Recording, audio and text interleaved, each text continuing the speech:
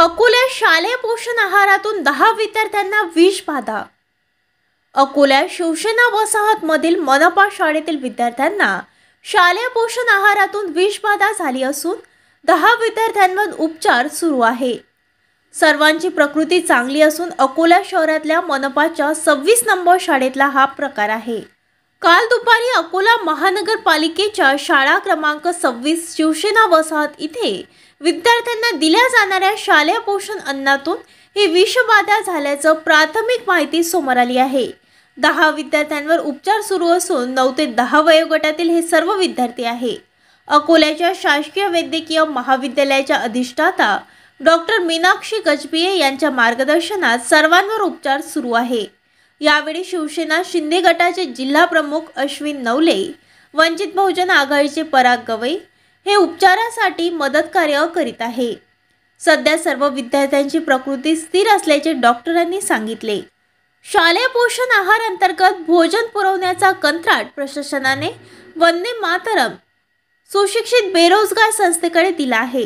विद्यार्थ्यांच्या सुरक्षिततेसाठी त्यांना रुग्णालयात पाठवण्यात आले आहे, अशी माहिती मुख्याध्यापक राजू अवधूत यांनी दिली आहे।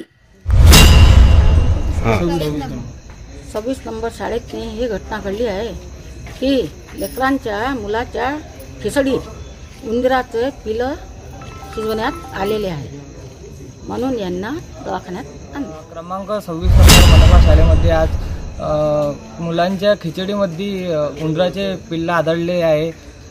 तरी त्या संबंधित त्यांना आम्ही दवाखान्यामध्ये आणलेला आहे। त्यांच्यावर उपचार चालू असून त्यांची परिस्थिती थोडीशी गंभीर दिसत आहे।